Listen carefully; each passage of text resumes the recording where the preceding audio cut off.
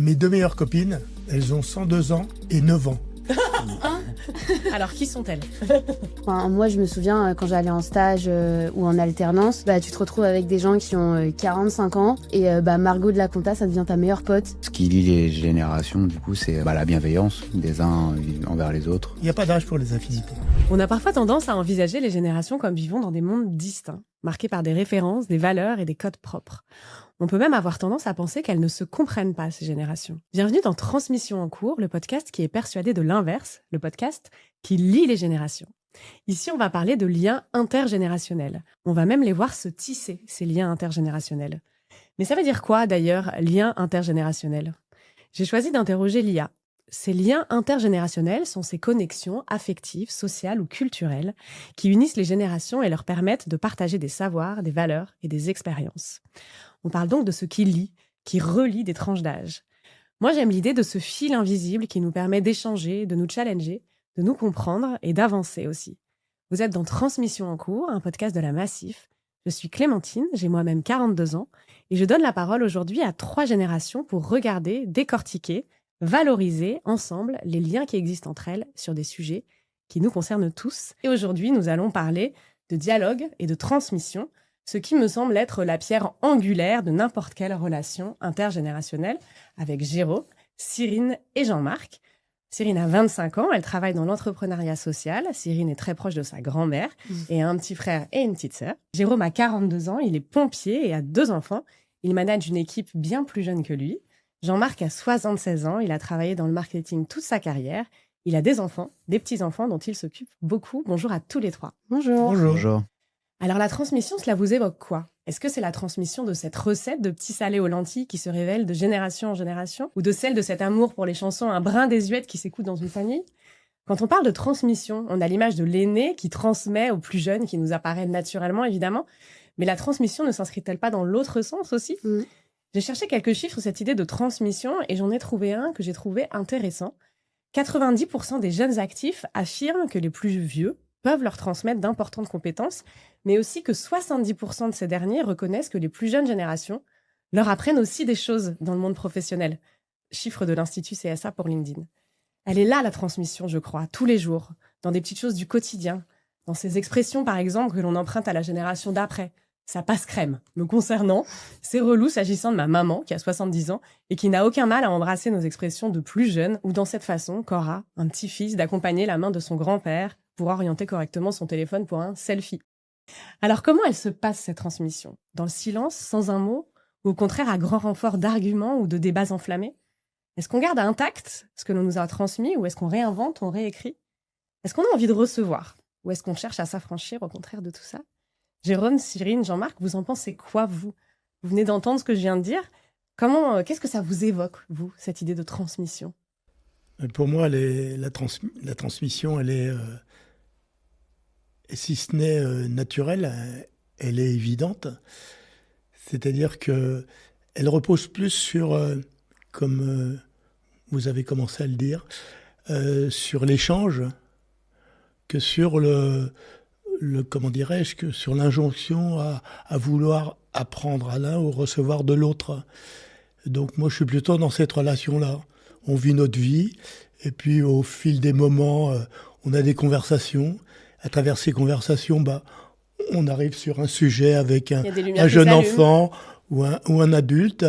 Et là, les souvenirs reviennent. Si c'est du positif pour eux, j'ai tendance à les raconter. Sinon, c'est pas la peine. Ils ont assez de soucis comme ça de leur côté. Et puis, ça se fait un peu... Il faut que ça se fasse, à mon avis, naturellement. Et surtout, selon moi, surtout pas sur un ton didactique ou de donneur de leçons, parce que ça marche. Ça n'a jamais marché, je pense, et ça marche pas du tout. Cyrine, je te voyais non, je suis de la tête. D'accord. Ouais, pour moi, la retransmission, c'est naturel aussi. Et ça va dans les deux sens par rapport à ce que tu disais. Par exemple, moi, je pense à ma grand-mère. Elle me retransmet des choses au quotidien, Mais des fois, ça part d'une conversation sur sa jeunesse et sur les petites méthodes de cuisine, ou genre là, par exemple, je suis enrhumée sur ce qu'il va falloir mettre dans sa tisane pour que ça aille mieux. Mais c'est pas quelque chose de prémédité. On s'est pas posé en disant ah tiens aujourd'hui qu'est-ce que mamie va m'apprendre. Il n'y a pas ce moment où on va t'apprendre ou te dire ou te délivrer quelque chose quoi. Mais par contre ça peut être aussi une retransmission en termes d'expériences qui peuvent être négatives. Enfin pour elle ça peut être quelque chose de négatif qui s'est mal passé par exemple dans sa jeunesse et elle va me le dire plus pour que moi je vois comment c'était la vie avant et que je puisse en avoir un apprentissage aussi. Donc, il n'y a pas que des choses positives dans la retransmission, mais par rapport à non, je suis tout à fait d'accord avec ce que tu dis, mais quand je dis négatif, tu as le négatif dont tu te sers pour positiver quelque chose et éviter de faire l'erreur. Oui, pour prendre le recul et pour dire, voilà, moi... Je suis tout à fait d'accord avec toi là-dessus. Sauf que vu que moi, je suis la génération d'entre vous deux. Toi, tu as eu des enfants qui sont maintenant, comme mon âge, je pense, à peu près, peut-être un peu plus... Oui, c'est ça, exactement. Moi, je fais le grand écart, en fait, entre un rôle, par exemple, de père, donc je vais plus être dans l'éducation. Donc, quelquefois, ça passe un peu par de la verticalité avec les enfants parce qu'il y a des règles à respecter et qu'il faut qu'ils le comprennent. Et que parfois, le seul fait de ça crée des interdits parce que dans la vie, il y a plein de choses qu'on n'a pas le droit de faire. Et ça crée des frustrations, tout ça. Donc ça, c'est la partie éducation. Et puis à côté de ça, avec mes propres enfants, mais aussi avec les gens de la vie de tous les jours, il y a ce que j'appelle plutôt un échange, du coup, de génération. Autant je parle avec toi, Cyrine, autant avec toi, Jean-Marc. On va parler d'un même sujet, on va avoir des points de vue peut-être un peu différents, tout ça, mais c'est vraiment deux choses dans la transmission. Voilà, il y a le dialogue et l'échange, et puis l'éducation. Donc je parle père-enfant, mais ça peut être aussi même dans l'entreprise, l'éducation dans l'entreprise, l'éducation dans la vie de tous les jours, enfin plein de choses, quoi, qui sont deux choses différentes. C'est pas le même mode de transmission. C'est vrai. Je sais pas si je m'exprime bien, mais... Est-ce que toi, tu as l'impression, Jean-Marc aussi, que tes enfants t'apprennent des choses, mais simplement dans leur comportement, dans leur manière de réagir face à certaines situations? Ah oui, ça c'est évident, c'est évident. Il y a une évidence qui est que quand j'avais 20, 30 ou 40 ans, les anciens m'apprenaient. Mais c'était exclusivement, pratiquement les anciens qui m'apprenaient. Aujourd'hui, j'ai tendance à dire que la proportion s'est radicalement inversée. Ah oui, à ce point-là. C'est-à-dire qu'on était dans un 80-20 dans un sens avant, et maintenant, je pense qu'on est radicalement dans l'autre. Parce que les modes de vie, les moyens dont on dispose pour vivre maintenant ont tellement changé qu'il y a des décalages entre les générations à ce niveau-là, et que les jeunes, sur la connaissance du monde d'aujourd'hui, ont beaucoup plus à nous apporter qu'à mon époque. J'ai dit mon époque, je suis toujours dedans, c'est toujours mon époque. Mon époque, on faisait beaucoup référence aux anciens pour savoir comment faire quelque chose. Alors qu'aujourd'hui, moi, je vais même demander à mes enfants, oui, mais à mes petits-enfants aussi, surtout. Parce qu'ils sont encore... C'est par rapport au téléphone par rapport à tous les outils numériques. Un peu plus jeunes que toi, mais qui, eux, ont une avance sur moi sur plein de niveaux. Ouais. Pas que technologique. Oui. Ah, pas que Non, parce qu'ils ont une vision du monde, de la perception, de ce qu'ils entendent à droite, à gauche, parce qu'ils ont énormément d'informations, beaucoup plus qu'on pourrait le penser parfois. Et ils te le renvoient dans ta manière de discuter. Et là, tu te dis, bon, attention, il faut prendre un peu de recul. Ce qu'il dit, c'est ce qu'il ressent. Donc, s'il le ressent, je dois en prendre compte et pas dire, tu te trompes. Il se trompe peut-être. Et ça, on le verra au fil d'une discussion. S'il y a une discussion longue qui s'engage sur un sujet, ce qui peut arriver. Et là, c'est passionnant quand c'est comme ça. Là. Et les enfants adorent leurs grands-parents, ils adorent les histoires que leur racontent leurs grands-parents. Quelquefois, enfin même souvent, ils ont du mal à s'imaginer que c'était comme ça avant par rapport à ce que... Par exemple, sur des objets, je sais pas, un appareil photo, je sais pas, les premiers ordinateurs, quand on ressort un truc du carton... c'est vrai. Les premiers ordinateurs avec les disquettes, c'est vrai que ça les fait halluciner parce que c'est plein de choses qu'ils n'ont pas connues. Donc, non, ils sont émerveillés par les choses du passé. Je vois bien qu'ils aiment ça. Moi, je me Ils sont souviens que curieux. ma grand-mère, du coup, elle a 83 ans maintenant, elle est de 42, et elle me racontait des choses de la Seconde Guerre mondiale quand elle était toute Ah oui. petite. Et c'est des choses qu'elle me les racontait à 8 ans, même maintenant, elle me les raconte, ça me marque, parce que Ouais. bah, c'est des histoires qu'on n'entend plus vraiment, à part dans les livres. Et bon, l'ancienne génération, maintenant, bah, elle commence à mourir hein, aussi.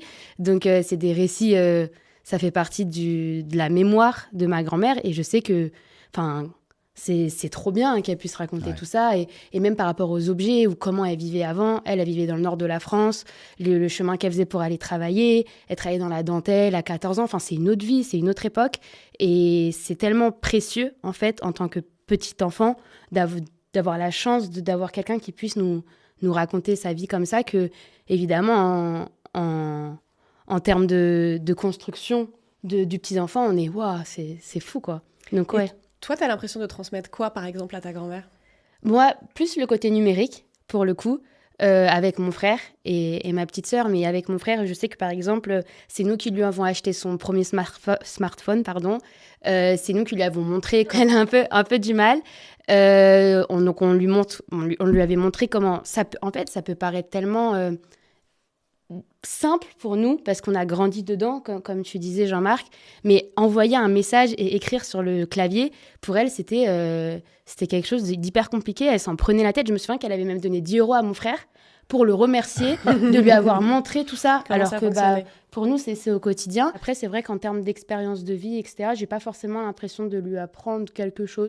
Et quand tu discutes avec elle, quand tu échanges avec elle juste sur ce que tu vis toi au quotidien, Ah ouais, tu elle est transmets dépassée forcément sur... beaucoup de Ah oui, choses. oui, elle est dépassée sur plein de trucs. Tu transmets ton monde. Oui, bah, en plus, mon monde, ce truc-là d'hyperconnexion du monde et de l'instantanéité des choses, elle a encore un petit peu de mal. Donc, Par contre, elle est assez ouverte d'esprit, elle juge pas Ah non. négativement tout ça, quoi. Ah, ma grand-mère, elle est trop ouverte d'esprit Ah, c'est cool. et elle est trop... franchement, pour son âge, elle est là, quoi. Même en termes de discussion et en termes de mots. Et parce qu'en fait, je pense que quand on a des... Enfin, tu me diras, Jean-Marc, mais quand on a des petits-enfants, ça nous force à rester jeunes et à rester un peu dans le coup des choses quand on est proche d'eux, du moins. Mais c'est exactement ça, ce que tu dis. J'y pensais là en t'écoutant. En fait, la relation qu'on a avec les jeunes et très jeunes, c'est ce qui nous permet, je veux dire, de dynamiser la période de notre vie dans laquelle on est. Bien C'est sûr. ça. Qui est en gros le dernier tiers ou le dernier quart, ça dépend Mm. comment tu te situes. On peut sortir une formule. Les relations intergénérationnelles te régénèrent, en fait.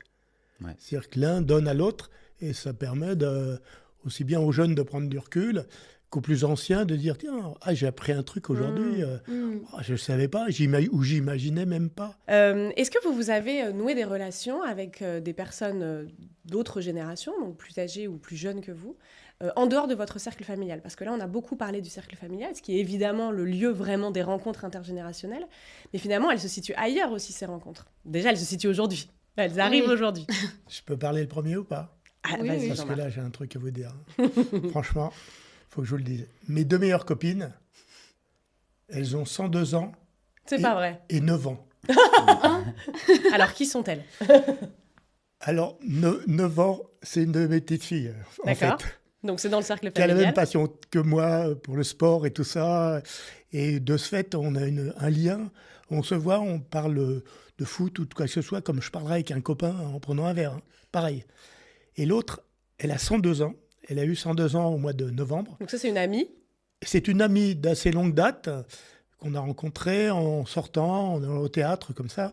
Une femme extraordinaire qui a toujours toutes ses facultés mentales, avec qui je peux échanger, mais je n'allais pas dire comme avec la petite de 9 ans, les sujets ne sont pas tout à fait les mêmes, mais avec laquelle je peux échanger librement sur tous les sujets. Elle est totalement ouverte. Hmm, Son âge la ramène parfois bien sûr. à des questionnements, mais quand on fait abstraction de ça, on s'aperçoit que je prends autant d'intérêt à passer du temps avec l'une qu'avec l'autre. Ça ne veut pas dire, Clémentine, que je zappe ce qu'il y a entre les deux, hein. Bien sûr. Pas du tout. Mais en fait, la relation, elle est humaine. Ouais. Avant tout humaine. Je pense qu'elle ne tient pas compte de l'âge de la Mhm. personne qu'on a en face de soi, mais du lien qui se crée, j'allais dire, spontanément, et qui va te donner envie de communiquer, plus ou moins. Ouais, je suis Ah ouais. d'accord aussi. Ouais, Hein, plus ou moins. c'est un En peu... fonction des affinités Exactement. qu'on peut avoir avec Exactement. n'importe Il n'y a pas qui. d'âge pour les Bien sûr. affinités. Mais moi, je trouve que ça se voit bien aussi dans le monde de l'entreprise. Enfin, moi, je me souviens, quand j'allais en stage ou en alternance, bah, tu te retrouves avec des gens qui ont 45 ans et bah, Margot de la compta, ça devient ta meilleure pote. Parce que vous n'avez pas du tout la même vie. Elle va te parler de ses enfants, de son week-end et tout.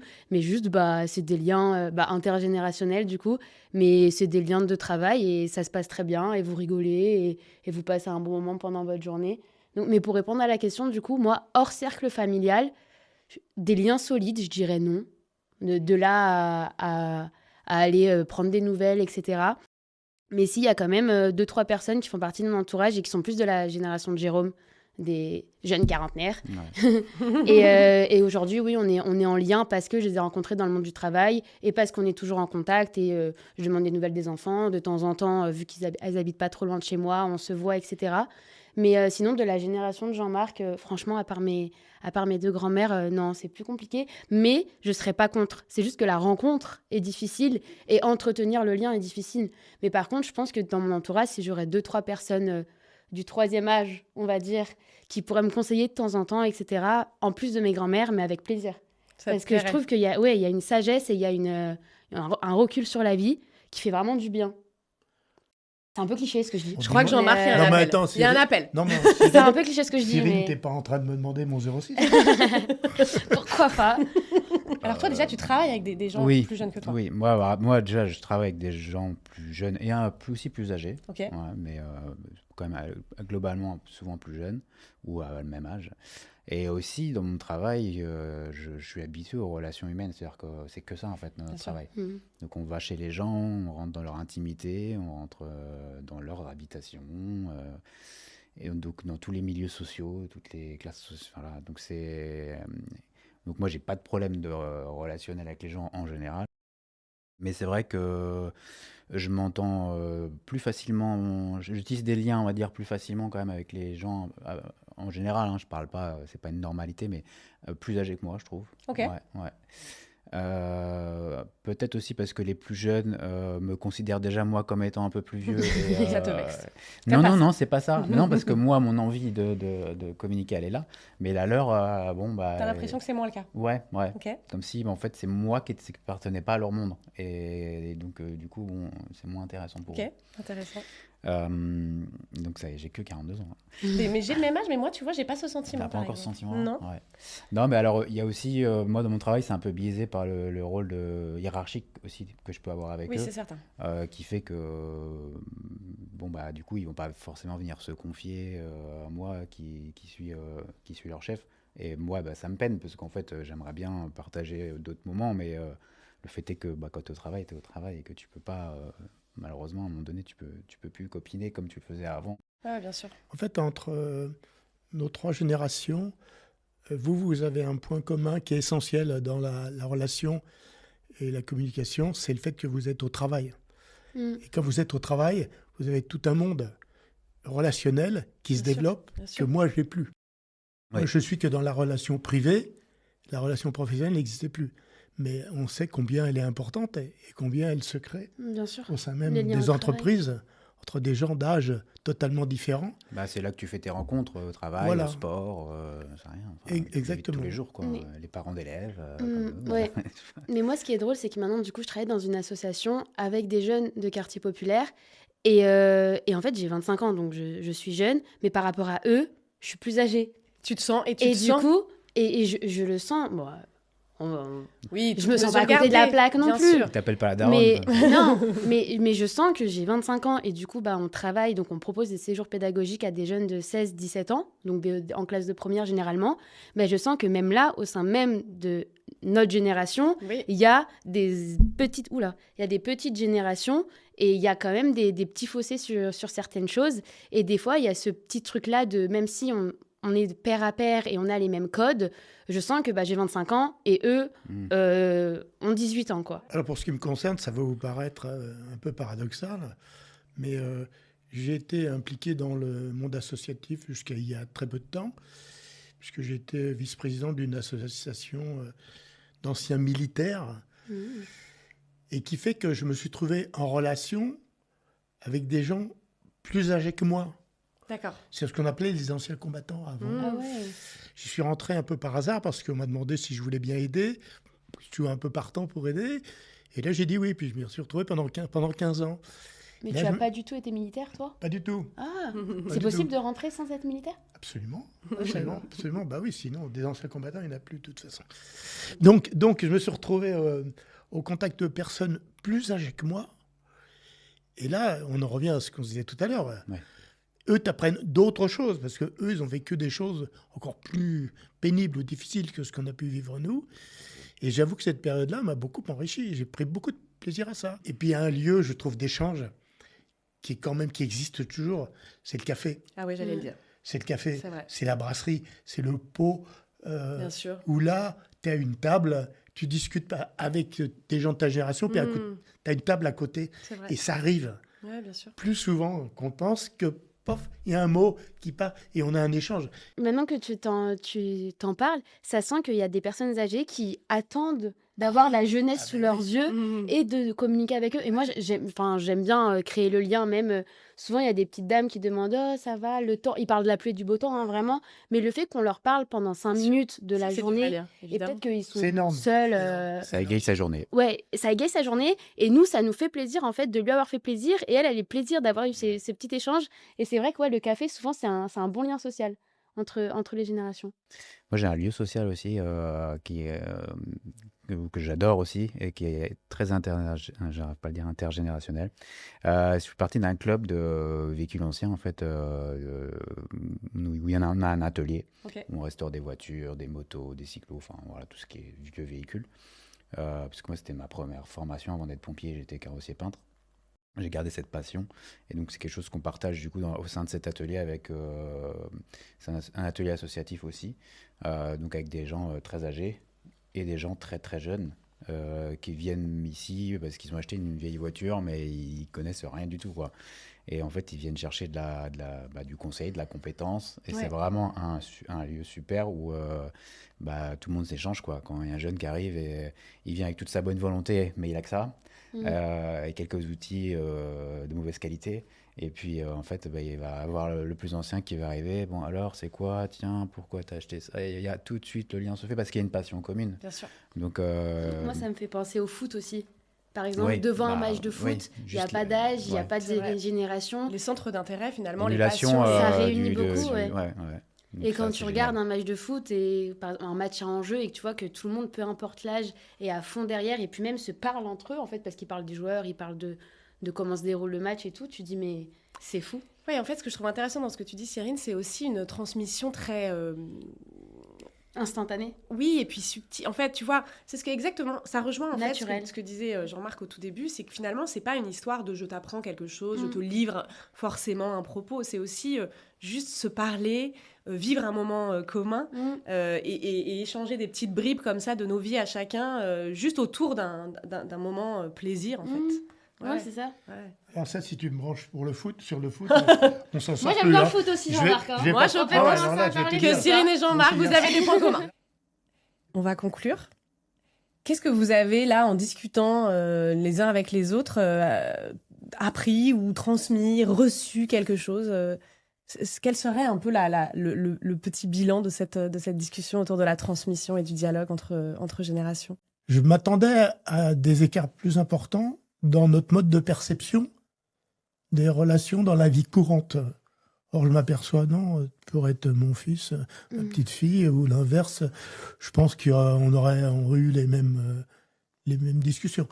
Mais ça veut dire que c'est un bénéfice, quoi. En fait, on constate une chose qu'on aurait pu penser comme évidente avant, mais là, on se rend compte que, entre les générations, ça passe, hein. Oui. Bah, je C'est pense doux. que ce qu'on retient, c'est que c'est naturel et que c'est dans... Entre vous, que la retransmission, ça se fait très naturellement. très naturellement et que un autre fait important, c'est que c'est dans toutes les générations. C'est les anciens apprennent aux plus jeunes, mais les plus jeunes apprennent aux anciens. Il y a un terme pour ça, je crois. C'est dans les deux sens. Ouais, C'est mais- réciproque. Enfin, quoi, ouais, bien sûr. c'est réciproque. Et on était, oui, toutes les trois d'accord pour dire ça. Donc, Moi, je pense pareil. Je pense qu'en fait, ce qui lie les générations, du coup, c'est la bienveillance des uns envers les autres. Et puis la curiosité qui doit toujours être là, qu'on soit jeune, curieux des plus anciens, curieux des plus jeunes, et nous qui sommes entre les deux, curieux d'un côté comme de l'autre. Et puis peut-être l'adaptation aussi, je dirais aussi ça. Réussir à s'adapter. Je dirais même, la retransmission, c'est essentiel pour faire tenir la société et pour que tout le monde, le vivre ensemble, il continue à se perpétuer. Exactement. En fait. Et on apprend, peu importe notre âge, de n'importe qui, finalement. Merci à tous les trois. Dans le prochain épisode de Transmission en cours, nous parlerons d'environnement et de climat. Qu'est-ce qu'implique la protection de l'environnement pour les 3 générations représentées ici? Je vous laisse réfléchir là-dessus. Vous pouvez vous abonner à ce podcast sur YouTube ou quelle que soit la plateforme d'écoute que vous utilisez. Vous pouvez mettre des commentaires pour nous faire part de ce que veut dire, de ce qu'évoque Transmission pour vous. Et vous pouvez évidemment partager. Et si vous souhaitez retrouver d'autres discussions entre générations, je vous invite à lire Génération, un livre publié par la Massif aux éditions Le Bord de l'eau, pour découvrir encore des témoignages croisés qui montrent comment le lien intergénérationnel va changer le monde. Encore merci à tous les 3. Merci à toi. Merci. Mais bravo, merci infiniment. C'était super de partager ça avec vous. Merci, c'était grave cool. Parce que ce que tu viens de faire là, c'est pas facile. Comment tu fais? Oh là là. Tu rentres chez toi, tu veux parler. Et puis, C'est bien, j'arrête de parler.